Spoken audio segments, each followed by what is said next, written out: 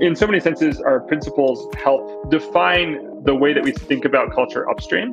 But the real manifestation of a culture is who the people are that you've hired and how you enable those people. Welcome to All Hands by Lattice, where we believe that people strategy is business strategy. I'm your host, Katelin Holloway.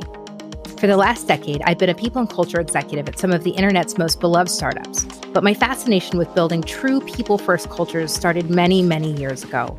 From film to tech, and a few interesting layovers in between, the one common denominator remains. I am most passionate about enabling people through belonging to create beautiful, innovative products. On All Hands, I talk with CEOs and other C-level leaders about how being a people-first company is a strategic advantage. Join us while we chat with these top leaders about how a people-first approach isn't just good for people, it's good for business too. Today we're chatting with Zach Perret, co-founder and CEO of Plaid.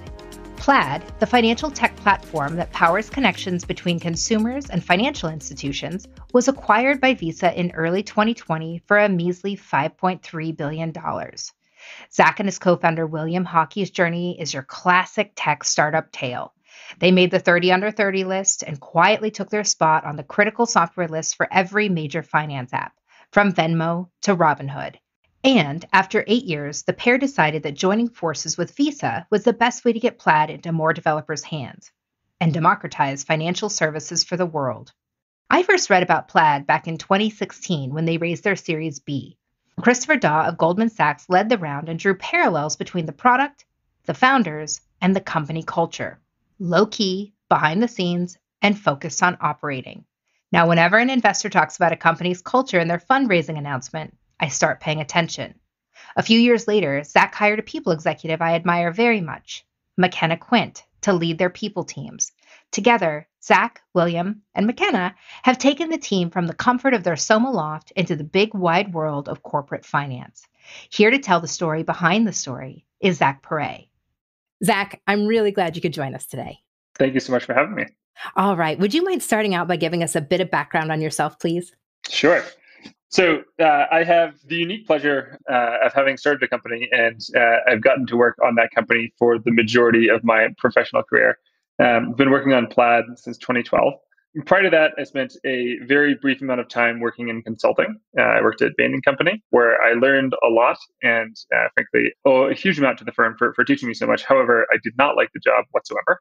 Consulting is a fascinating field in which you get to learn a lot about businesses, except you don't get to operate them. And so I knew after that I wanted to jump into entrepreneurship. Prior to consulting, I'd spent a lot of time working in a physics lab and doing a lot of programming for laser system controllers, which was how I first learned code.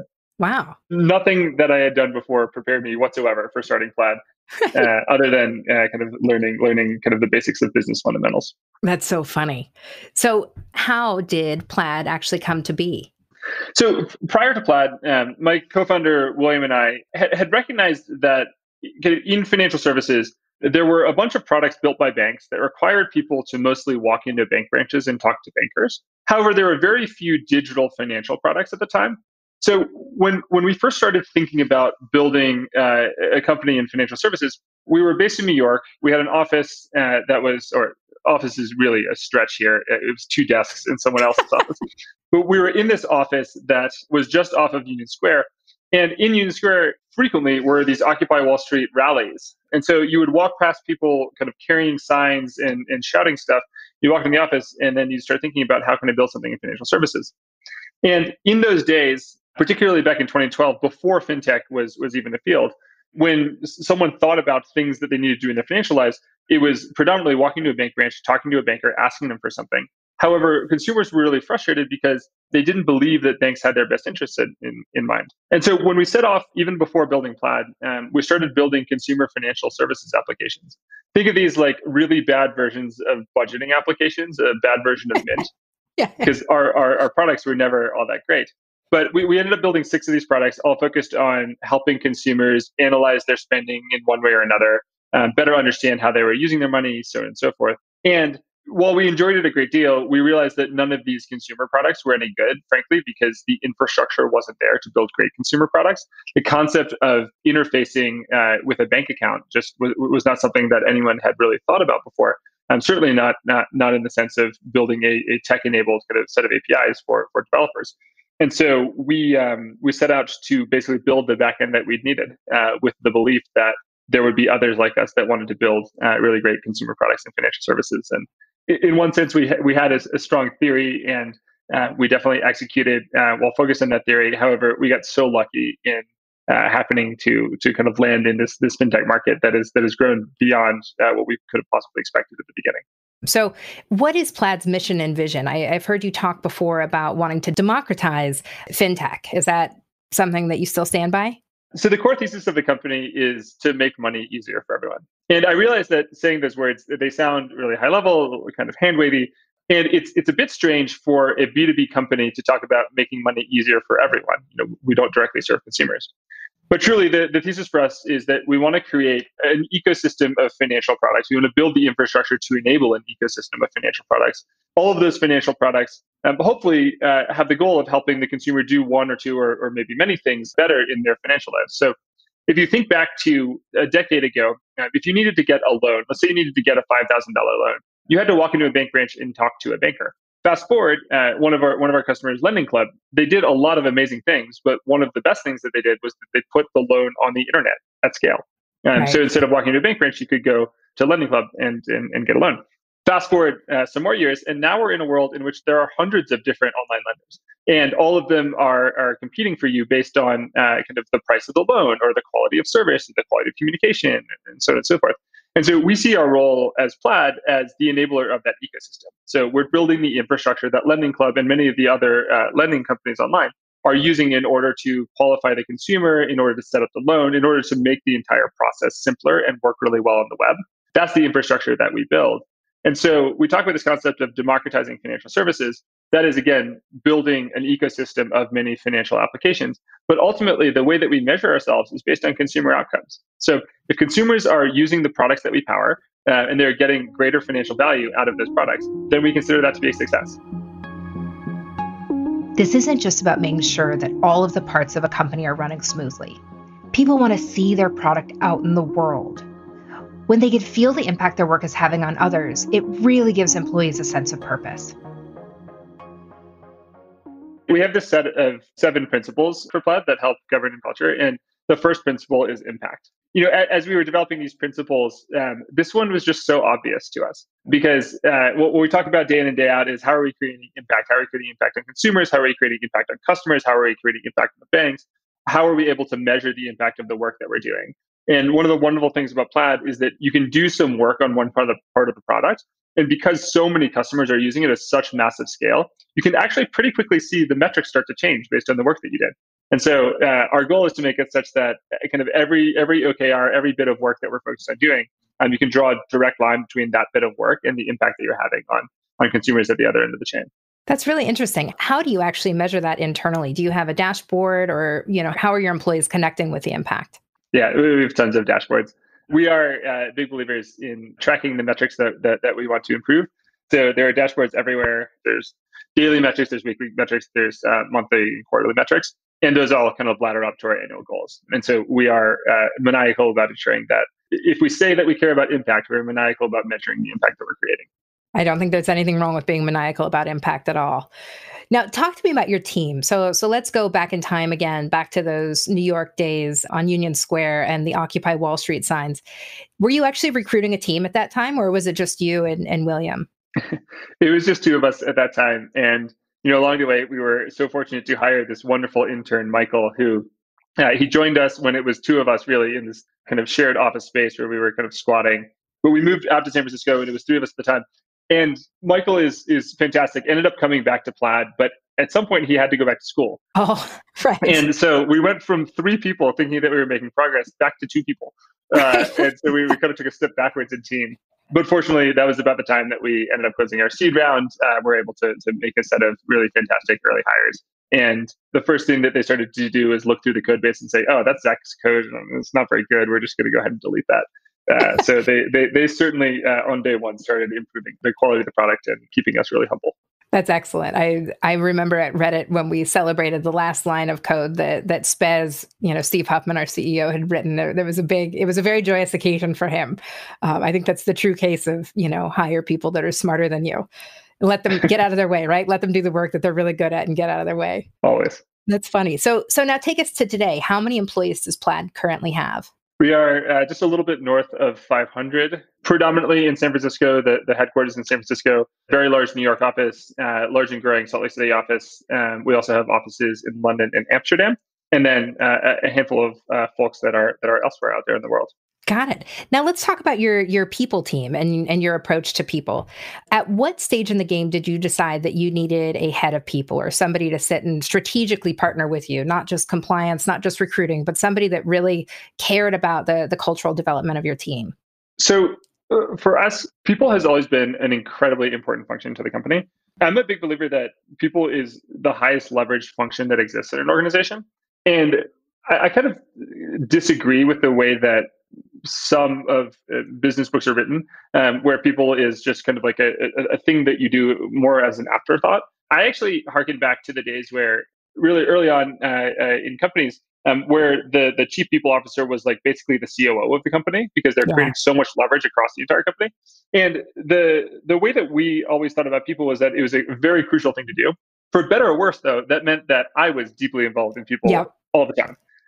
Hiring a lot of wonderful folks around me that are much better at the individual pieces of the puzzle than I am. Right. But we didn't actually end up hiring our head of people until a little bit over a year ago, which is when McKenna joined us. We built out a great recruiting function with great recruiting leaders. We built out a great people function with good people leaders. We had a great office function with great office leaders. But we hadn't pulled it all together in one person for a long time.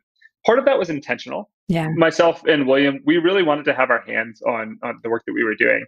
William and I have been deeply involved in recruiting since day one. We built recruiting software to make our own recruiting more efficient. Wow. In hackathons, we kind of create our own recruiting tools. Even to this day, I still spend at least a quarter of my time recruiting. And the odd thing is, whenever I interview recruiters, which I still like to do, and they sometimes still let me do, I love sourcing. So I love going through sourcing strategies with recruiters. All of this is to say, there was a reason that we didn't hire a head of people for a long time. It's because both we had a really high bar for who we wanted to hire. And frankly, we wanted to be very hands-on. I couldn't be happier with where we'd ended up. I will say, I kind of wish we'd made the hire about a year before. We probably waited a little too long. So now talk to me about your actual search for this head of people. What were some of the qualities or characteristics you knew you wanted in this person before you actually found the one?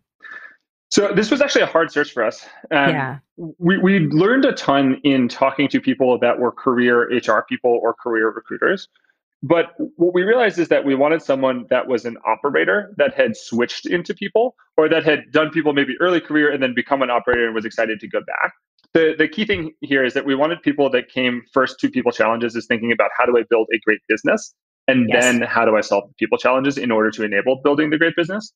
There's always this interesting back and forth between are we optimizing for the happiness of employees, which is crucially important, or are we optimizing for the outcomes of the business? And whenever I ask these questions in interviews, in my opinion, the correct answer is both, but they have to be balanced at equal weight.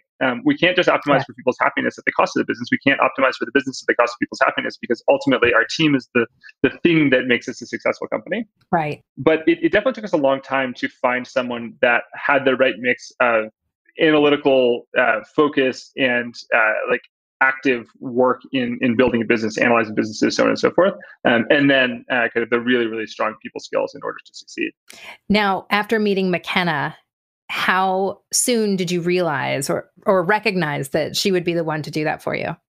It was actually interesting. It took us a long time to get her to respond to us. Yep. I think I sent her like 10 emails or something like that. Maybe not 10, but it was a few too many emails to be totally comfortable. Yeah. But I'd heard really good things and had good references on her and so forth. But again, I was doing my own sourcing in the search process. Eventually, she said, "Sure, I'll come chat with you." Though to be clear, I'm not interested in the job, but I'll give you some good feedback. And upon meeting her, it was clear that she had this right mix of kind of analytical rigor, operational experience, and that ability to really execute well in the people function. I will say a big part of exec search is creating a prepared mind so that when you find a good candidate, you recognize that it's a great candidate. And we've been fortunate to be able to interview a number of people throughout the search, many of which were amazing at certain aspects of the role, but didn't all pull it together. And so I felt like when we finally chatted with McKenna, we had a prepared mind. We were able to move pretty quickly. Full disclosure, I am friends with McKenna, and I remember her going through this decision-making process. But the first time I actually saw her after she had started and, she'd gotten to know the team a little bit was her on stage accepting an award for best places to work. And McKenna, being McKenna, invited up, I don't know, 5, 6, 7 people up on stage with her to accept the award because she had just started. And just the joy I saw on her face and the pride that I saw in her colleagues definitely made me know that she landed in the right place. And I knew that you all were building something pretty incredible.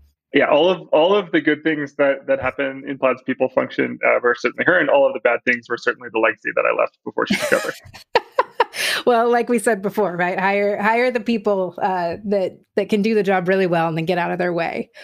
Let's dive a little bit deeper on your culture. So what are some of the core differentiators between your culture and others? So I think one of the favorite things about Plaid culture is just, again, a relentless focus on outcomes. Through that focus on outcomes, there is a great deal of humility built in. That for a long time was one of our most crucial kind of hiring characteristics, is that we were looking for humility. We were looking for people that would come to problems, recognizing that, yes, you might have a hypothesis, and hypotheses are crucial in order to get anything done. However, we're always open to feedback and constantly iterating. We have a set of 7 core principles. These are similar to values. But the way that we think about these principles is that they are guideposts to our culture. They're inputs. They help us figure out who to hire. They help us figure out kind of how we make key decisions. They're informational. Whenever someone wants to learn about Plaid, we can say, well, here, let's go through our principles. In so many senses, our principles help define the way that we think about culture upstream. But the real manifestation of a culture is who the people are that you've hired and how you enable those people. Right. So on the principle side, a few of them that I really gravitate towards. One of them is make it better. So the constant focus on improving, always finding ways to kind of make it better for customers. Another one is grow, comma together. And this one is, actually the punctuation is quite intentional, as you might imagine. So the first is it's an imperative. So your imperative is to grow. But second, it's we grow together. So we as a group are all responsible for each other's growth. And this really speaks to kind of the level of feedback and kind of, I would say, like positive and empathetic feedback that we give to people over time. And then also just frankly, the humility to recognize that each of us has a huge amount of room to grow on all the things that we do. And then the last one that I'll touch on is embrace openness and positivity. For us, this principle actually clicked for me after I was out doing a roadshow, visiting a bunch of our customers and a bunch of our bank partners. And I had been visiting this bank and it was just kind of walking around the bullpen, the floor where everyone was working. And you just look at faces and people just weren't happy. And then I walked back into the Plaid office in New York and I looked around and people were just happy. They were enjoying working there. They were enjoying what they were doing. And so for us, we said, hey, like we just have to write this down because ultimately this is an important part of the culture that we have. People are excited about the work that they're doing. So the goal is to embrace openness. It's not to embrace openness and positivity. It's not to be positive all the time. Things sometimes aren't great, but it's to come to challenges with optimism. And we've found that it really does describe a lot of the way that Plaids interact with each other. One of the trends I've been seeing is this shift. Not out of values or away from values, but new ways of talking about them. Some people are calling it a code of conduct. Others are calling it rules of citizenship. No matter what we call them, I think it's fascinating to see what different founders are gravitating towards and how they're actually bringing these principles to life. Because at the end of the day, it's about how you use them. They're designed to be a tool to enable your processes and your frameworks and ensure that everyone is rowing in the same direction. Now, you have some very exciting news that you've recently shared. Do you want to talk to us about that? Yeah. So early on in 2020, we announced that Plaid had signed paperwork to be acquired by Visa. We are incredibly excited about the future of a Plaid and Visa combination. For us, we think that this is kind of a doubling down or reinvestment in the mission and the vision of Plaid. it's important to note that the transaction, it's not about synergies. It's not about cost savings. It's not about anything other than continuing to grow Plaid in the way that Plaid was growing before. The kind of tagline for it is Visa accelerates Plaid. And we couldn't be more excited about the future that we are looking forward to creating very soon. Well, first of all, congratulations. I think that that's a massive accomplishment. I'm sure you and your team must be very proud and are excited about what that potential future holds. We consider it a milestone, an important milestone, Yeah. one that we're all very proud of achieving, but just a milestone. The best way to think of it is that we've closed the first chapter on Plaid and we're on to the second, and that second chapter is going to be even more exciting. We really are just getting started. I think that's exactly the right way to look at it. I had the privilege of working at Pixar Animation Studios before the Disney acquisition, but it was right shortly after I started that actually came to be. The way the company approached it had a very lasting impact on me as an employee and ultimately professionally, because they had to articulate and talk about themselves in a way that they hadn't before. So when you are your own entity, you talk amongst yourselves, you create an echo chamber around your culture, around what you stand for, your mission, your vision, et cetera. But trying to explain that externally and ultimately to a partner was a fascinating, almost behavioral study that I had a front row seat to. So talk to me about how you all are preparing for this cultural shift and transition. What parts do you want to retain? What parts are you excited to grow and evolve? So going forward, one of the things that I say to Plaids when they start, I always chat with them in their first week or two, is that kind of welcome to Plaid. You're now an owner of the company, and you're an owner of the culture, and it now becomes your responsibility to create the culture that you want to create. I'm a big believer that with every change that you make to a business and every person that you hire, you've forever changed your culture. Yes. And our job as leaders is to be kind of the editors to keep things on track, but not to try to dictate exactly what people are doing or how the culture is going to be. Rather, just to empower them and kind of guide towards a set of principles, perhaps, that helps make sure that we're pointing in the right direction. Starting to work with Visa is going to be another one of those steps. So the culture is going to change forever, without a doubt. But I think it's going to be a really positive change. We've come to it with a lot of openness and positivity, and we've gotten to learn from some really amazing leaders that Visa has so far. And I'm inspired and excited to get to work with them more closely. I think we're going to learn a lot, and hopefully can bring many elements of the Visa culture to Plaid. But it is worth noting, it's going to be Plaid's culture. We're continuing to operate as an independent unit within Visa, and the Plaid culture that you saw before the close is going to be probably very similar to the Plaid culture that you see after the close. That said, I'm really hopeful that we can bring in some of the important elements and continue to evolve the culture. That's excellent. So now let's add another layer to this beautiful onion that we're unwrapping here. So Plaid came to be. It grew into a beautiful thing. It continues to grow. It is now being accelerated by Visa. And then boom, global pandemic hits. Oh, and let's add an extra one. McKenna, your head of people, goes out on maternity leave with her first child. So here you are with this company who's just made this massive announcement, a team that is excited and ready to start this new chapter. And suddenly overnight, shelter in place is called and your people need to work from home. Potentially some people are ill. Talk to me about how COVID has shifted, if at all, the work and the way you operate. So first, I'll touch on your point about McKenna going on maternity. As you know, knowing McKenna, she was incredibly prepared and actually had a fantastic maternity plan in place. So that did work quite well. We certainly missed her while she was out, but the execution and operations went on without too much of a hitch. So COVID was fascinating in the early days. It's still fascinating. It's a time of intense fear from the broader population. It's a time of intense change for our customers, and frankly, it's a very hard time for certain subsegments of financial services more broadly, both on the consumer side, on the business side. The financial impact on consumers and particularly small businesses across the United States is something that we probably won't even be able to quantify for years to come. Right. But when we look back, it's going to be something that we say that was one of the most massive shocks to both supply and demand side that we've ever seen potentially. And so as we went into kind of the COVID reaction process, we set out a set of principles that we were going to use as we were going through this. First one was a team first. So the health of our team, the health of our employees, the most important thing that we can do. We actually were relatively early in recommending work from home, and then relatively early in also mandating work from home. Yeah. We are so fortunate to be a business in which, despite many short-term changes and people having to juggle kids and pets and so forth, we were able to operate at 95, 100%, maybe even beyond 100% efficiency while working from home. So we felt really fortunate to be in that situation. First and foremost was ensuring that we have kind of our team taken care of. And second, then it becomes a deep focus on our customers. So how can we help our customers get through this really tough time? We have customers, some of which are doing fantastically well during COVID. Brokerage, for example, investment applications, cryptocurrency applications. Everyone was buying stocks or selling stocks. And so they did pretty well. On the other end of the spectrum, we had a handful of customers that were getting, really hurt.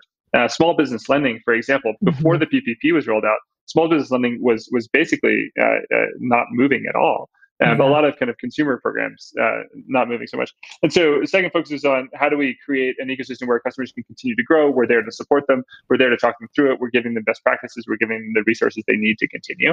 And then beyond that, we went through what we call a Defcon scenario planning exercise.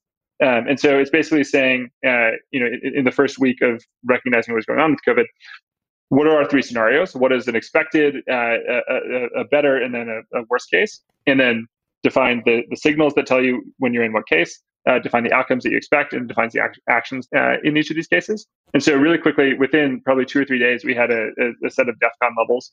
Now, how has this impacted your internal communication strategies or the way you were operating before? Has this changed the way you do all hands? Has it shifted the way you mentioned before that you're very dashboard and metric heavy? Has it changed anything, or were you kind of nailing the transparency and openness before? Oh man, it changes everything. Suddenly, the ability to have a conversation with someone is gone. You have to do it over a video call or a phone call or a Slack.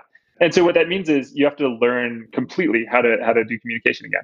We went from having some teams that operated primarily remotely to having the entire company that operated primarily remotely. Right. And so you do all of the things that make sense, which means you do more documentation, you do more kind of proactive updates, so on and so forth.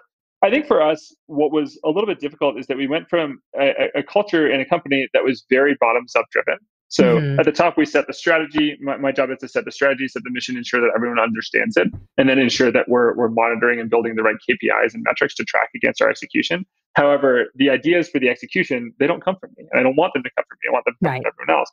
But having a very bottoms up driven culture that goes through a shock, it means that the bottoms up nature of that kind of doesn't work as well.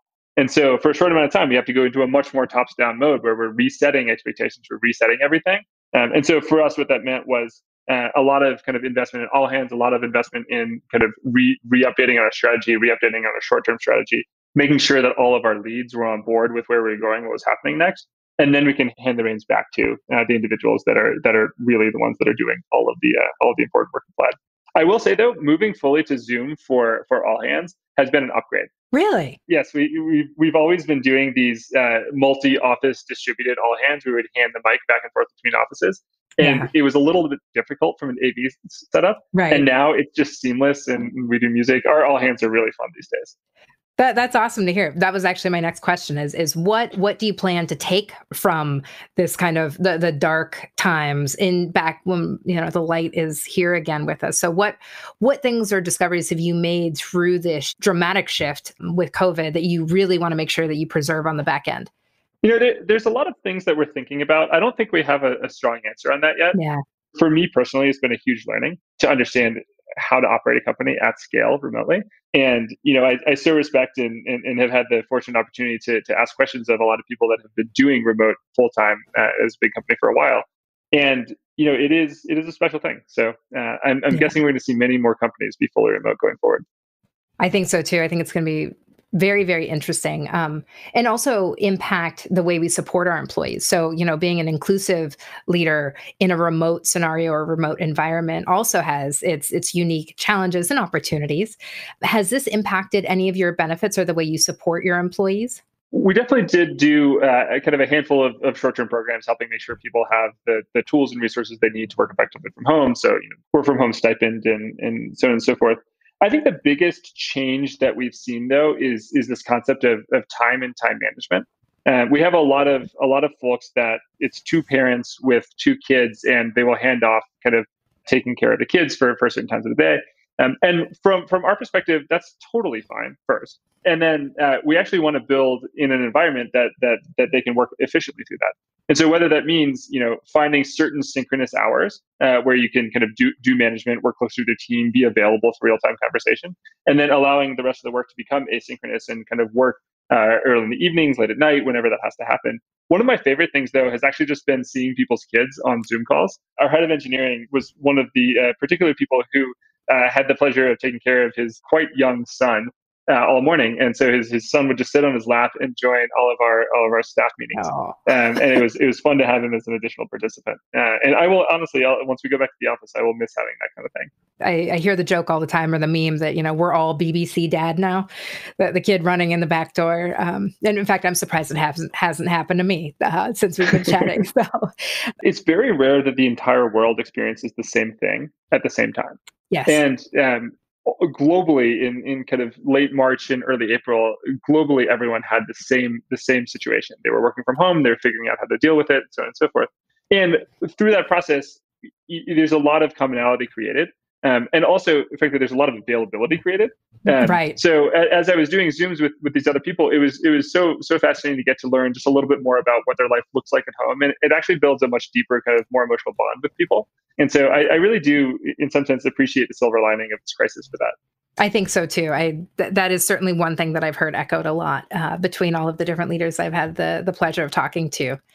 We're going to move into the rapid fire question section, and then we'll wrap it up. So the rapid fire questions, I'm going to start with 3 that are relatively easy. I want you to answer them as quickly as possible. Don't overthink it. None of that. Are you ready? Sure, let's go. Okay. First question: is a hot dog a sandwich? No. Zoom or phone call? I prefer Zoom. Best LaCroix flavor? I like plain normal LaCroix with just the bubbles, but I do love LaCroix or Topo Chico. Excellent. Okay, that was just a warm up. Now we're going to have a few more that are maybe easy, maybe not so easy. Okay, first question: company culture, family or sports team? It's somewhere between the two. I lean a little bit more towards sports team, but there are many elements of a family that need to be pulled in. I like it. Number 2, what is your favorite interview question and why? I have a lot of these. I do a lot of interviews. The question that I probably ask the most frequently is, who is the most impressive person that you've hired and what made them so impressive? Particularly, I ask that to managers because I like to understand, can they identify and then help cultivate talent for the folks that they're hiring? I also tend to ask people to teach me things a lot. So one of the things I look for is people being incredible at something. Being best in the world or just very, very good at one particular thing. And that could be something that has to do with work, could be something that has nothing to do with work. So I like to ask, what is that thing for people? And then when they tell me, I ask them to teach me about it, because I think you learn so much by having someone teach you something. Are they a good communicator? Are they clear about it? Are they able to handle dumb questions, so on and so forth? Plus, then you get to learn about all of this interesting stuff. I like that. I always love the double question. So, okay, so I'm going to turn it back on you. What would you teach me? What is something you think you're really great at? Oh, man. Well, I'm the first to admit there are extremely few things that I'm really, really great at. But I have been trying to learn to surf recently. One of the great benefits of the lockdown is that though the beaches the beach parking lots are closed, the beaches are actually open in much of California. So I've been learning to surf. So I can actually do the beginner surf lesson really well. I'm not more advanced than the beginner surf lesson, but I could do the beginner surf lesson pretty well. Okay, so last and arguably the most important question. At the end of the day, how has a people-first strategy been a strategic advantage for Plaid? For us, we couldn't accomplish anything that we would want to accomplish without an amazing set of people that work at Plaid. I talk about this a lot within the company, but for us, we pride ourselves on execution and individual execution at that. And so my big belief is that the manager's job is basically to enable the people on their team and then get the heck out of the way. And really, the most important thing that you can do at a company is to be the executor, to be the one that's doing the thing. And so a lot of the way that we think, a lot of our people practices are built on top of this concept of how do we find amazing individuals that are going to execute and then let them do the thing that they're the best in the world at. And for us, it's worked well so far. And to be honest, it is really thanks to the individuals on the team that we owe all of the things that we've accomplished so far. I love it. I am so excited for your next chapter. I'm so excited to watch this acceleration and partnership with Visa. And I am so grateful that you chose to spend some of this time with us. And I cannot wait to see what you all build next. So thank you so much for joining us today, Zach.